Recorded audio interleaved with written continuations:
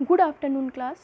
आज हम बात करेंगे कि किस प्रकार से, जैसे कि हमने अपनी प्रीवियस क्लास में भी बात की है कि जब हमने प्राचीन काल शिक्षा व्यवस्था की बात की थी तो उसमें दो प्रकार की शिक्षा व्यवस्था की हमने बात की थी। पहली हमने बात की थी वैदिक कालीन शिक्षा, जिसके बारे में हमने पढ़ी हैं चीज़ें कि चाहे उनकी क्या उद्देश्य थे, वैदिक काल शिक्षा व्यवस्था के क्या विशेषताएँ थीं, किस प्रकार की शिक्षा व्यवस्था थी, या अगर हम बात करें कि किस प्रकार से उसमें शिक्षण विधियां कौन कौन सी यूज़ की जा रही थी, पाठ्यक्रम किस प्रकार से था, या गुरु या शिक्षक का संबंध किस प्रकार से था, या हम कहें कि दंड या अनुशासन किस प्रकार से दिया जाता था उस युग में, तो उन चीज़ों के बारे में हमने बात की थी और उनके बारे में चर्चा की थी। आज हम बात करेंगे आपकी एक प्राचीन कालीन शिक्षा व्यवस्था के बारे में, जैसा हमने पहले भी बात की थी, जिसे आप कह सकते हैं बौद्धकालीन शिक्षा। बौद्धकालीन शिक्षा, अगर हम बात करें कि वैदिक कालीन शिक्षा तो थी ही, तो बौद्धकालीन शिक्षा की आवश्यकता क्यों पड़ी। जैसा कि हमें पता है कि जब तक किसी चीज़ में कुछ कमियां नहीं होती हैं तब तक कोई नई चीज़ आपके सामने नहीं आती है। तो कह सकते हैं वैदिक कालीन शिक्षा व्यवस्था में भी कुछ कमियां थी, या कह सकते हैं वो थोड़ी संकीर्ण थी। उसकी कमी को पूरा करने के लिए आपकी एक नई शिक्षा आई, जिसे हम कहते हैं बौद्धकालीन शिक्षा। बौद्धकालीन शिक्षा, अगर हम बात करें, जैसे कि शिक्षा क्या है, एक निरंतर चलने वाली प्रक्रिया है। ऐसा नहीं है कि वैदिक कालीन शिक्षा हुई उसके बाद में आपकी शिक्षा को रोक दिया गया फिर आपकी बौद्धकालीन शिक्षा स्टार्ट हुई। जैसा कि अगर हम बात की थी कि वैदिक कालीन शिक्षा आपके 2500 बीसी से लेकर 500 बीसी तक चली। फिर बौद्धकालीन शिक्षा आपकी शुरुआत हुई आपकी 500 बीसी से। तो कह सकते हैं कंटिन्यूअस मैनर में क्या है, शिक्षा चलती रही। बौद्ध धर्म की अगर बात करें तो बौद्ध जो शिक्षा आई थी वो बौद्ध धर्म के प्रचार प्रसार के लिए उसकी स्थापना की गई थी। और जैसे हमें पता है कि बौद्ध धर्म के प्रवर्तक आपके महात्मा बुद्ध थे, जिनका प्राचीन में नाम सिद्धार्थ भी था। वही क्या है, बौद्ध धर्म के प्रवर्तक आपके जाने जाते हैं। अगर हम बात करें कि बौद्ध धर्म के आपके क्या उद्देश्य थे, तो जैसे कि हमने वैदिक काल में भी देखा था कि बौद्ध कि किस प्रकार से वैदिक काल में जो शिक्षा दी जाती थी उसका उद्देश्य क्या था, कि किस प्रकार से वैदिक काल में भी शिक्षा दी जाती थी। उनका उद्देश्य था कि किस प्रकार से जो बच्चा है या जो शिष्य है उसके चरित्र का निर्माण किस प्रकार से हो सके, उसमें मूल्यों का विकास किस प्रकार से हो सके, उन चीज़ों के लिए शिक्षा उसे दी जाती थी। सेम आपका बौद्ध काल में भी जो शिक्षा दी जाती थी उसका एक मेन एम था कि किस प्रकार से बच्चे का, एक और चीज़ क्लियर करना चाहेंगे यहाँ पर कि जैसे कि वैदिक काल में गुरु और शिष्य थे, यानी जो शिक्षा देता था उसे गुरु कहते थे और जो बच्चे शिक्षा लेते थे उन्हें शिष्य कहते थे। लेकिन आपके बौद्ध काल में गुरु को भिक्षुक कहते थे और शिष्य को आपके सामनेर कहते थे।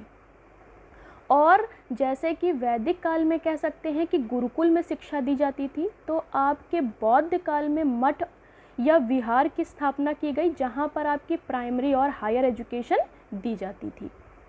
तो उद्देश्यों की हम बात कर रहे थे कि किस प्रकार से आपके बौद्ध काल में जो भी शिक्षा दी जाती थी वो बच्चे के चरित्र निर्माण के लिए दी जाती थी, या हम कह सकते हैं कि इस प्रकार से शिक्षा दी जाती थी कि किस प्रकार से बच्चा एक सामाजिक तौर पर योग्य नागरिक बने, या उसमें उन आचरण या उन मूल्यों का विकास हो जो उसे एक सामाजिक तौर पर अच्छा नागरिक पेश कर सके। फिर हम कह सकते हैं कि बौद्ध आपके कालीन शिक्षा का एक और उद्देश्य ये था कि किस प्रकार से बौद्ध धर्म का ज़्यादा से ज़्यादा प्रचार प्रसार किया जा सके। यानी बौद्ध धर्म का, जैसे हम जानते हैं, केवल भारतवर्ष में ही प्रचार प्रसार नहीं हुआ, इसका आपके अन्य विदेशों में भी बहुत ज़्यादा प्रचार प्रसार हुआ।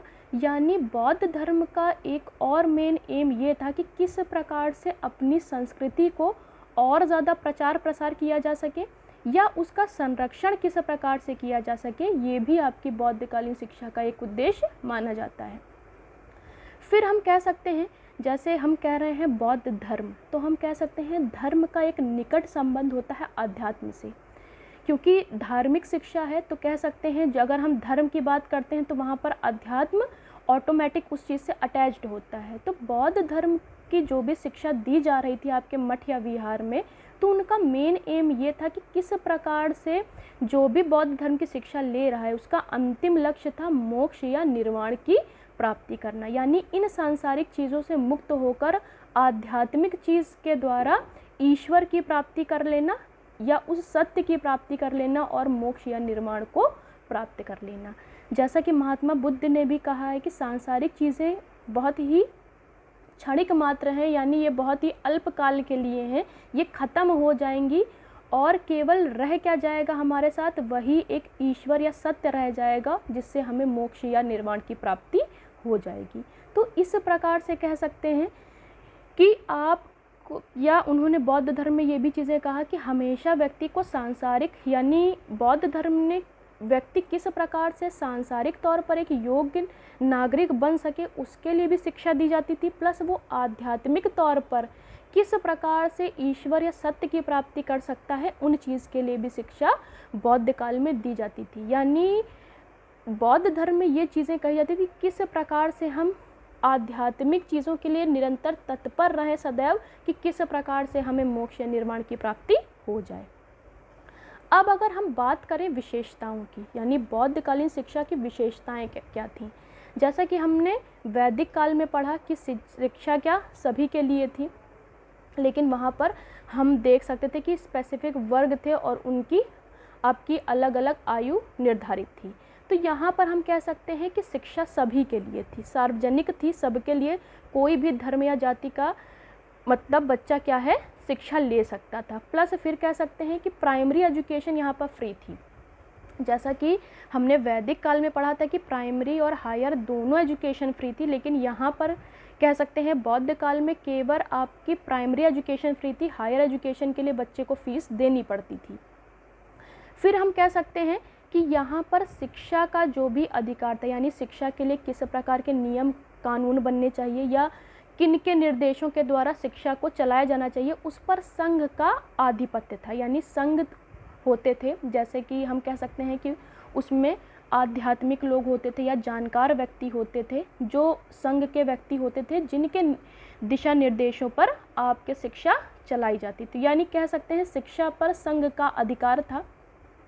फिर जो आपके मठ या विहार की स्थापना की जाती थी उसके लिए भी राजा क्या है डोनेशंस देते थे, यानी राजा का किसी प्रकार से आधिपत्य नहीं था शिक्षा में, लेकिन मठ या विहार की अलग अलग राज्यों में जो स्थापना हुई कह सकते हैं कि उसके लिए राजा डोनेशंस देते थे जिससे आपके मठ या विहार बनाए गए। फिर हम कह सकते हैं कि बौद्ध काल में संस्कारों को बहुत महत्व दिया जाता था, यानी जो भी बच्चा बौद्ध धर्म की शिक्षा ले रहा होता था उसको कई प्रकार के संस्कार बताए जाते थे। तो कह सकते हैं कि बौद्ध धर्म में संस्कारों का बहुत महत्व था। जैसे हम वैदिक काल में पढ़ रहे थे कि वेदों का बहुत महत्व था, वेद हैं, उपनिषद हैं, पुराण हैं, उनका बहुत महत्व था। तो बौद्ध काल में हम कह सकते हैं संस्कारों का बहुत महत्व था। धम्म संघ गुरु की महत्ता को स्वीकार किया जाता था। धर्म यानी सबसे पहले धर्म की महत्ता को स्वीकार किया जाता था, प्लस संघ यानी संघ जो शिक्षा के आपके अलग अलग नियम या कानून बनाते थे उनकी महत्ता को स्वीकार किया जाता था, प्लस गुरु यानी धर्म को सबसे ज़्यादा महत्व दिया गया, संघ को महत्व दिया जाता था, प्लस भिक्षुक जो भी शिक्षा देते थे उनकी महत्ता को स्वीकार किया जाता था। यानी इन तीनों को बहुत ही ज़्यादा सर्वोपरि रखा जाता था आपके बौद्ध धर्म में। तो हम कह सकते हैं कि बौद्ध धर्म में भौतिक ज्ञान भी दिया जाता था, प्लस आध्यात्मिक ज्ञान भी दिया जाता था। भौतिक ज्ञान यानी किस प्रकार से जो भी सामने है वो सांसारिक चीज़ों के साथ या सामाजिक चीज़ों के साथ अपना किस प्रकार से कोलैबोरेशन कर सके उसके लिए शिक्षा दी जाती थी, प्लस आध्यात्मिक शिक्षा यानी बौद्ध धर्म की शिक्षा भी दी जाती थी, जिससे आध्यात्मिक शिक्षा लेकर किस प्रकार से आपका शिष्य या सामनेर किस प्रकार से कह सकते हैं ईश्वर या सत्य की प्राप्ति कर के द्वारा निर्वाण की प्राप्ति भी कर सकता था। तो ये कह सकते हैं कि आज हमने बात की कि बौद्ध धर्म या बौद्धकालीन शिक्षा क्या थी, उसके उद्देश्य क्या थे और उनकी विशेषताएं क्या थी। नेक्स्ट क्लास में हम पढ़ेंगे कुछ अन्य टॉपिक आपके। Thank you class.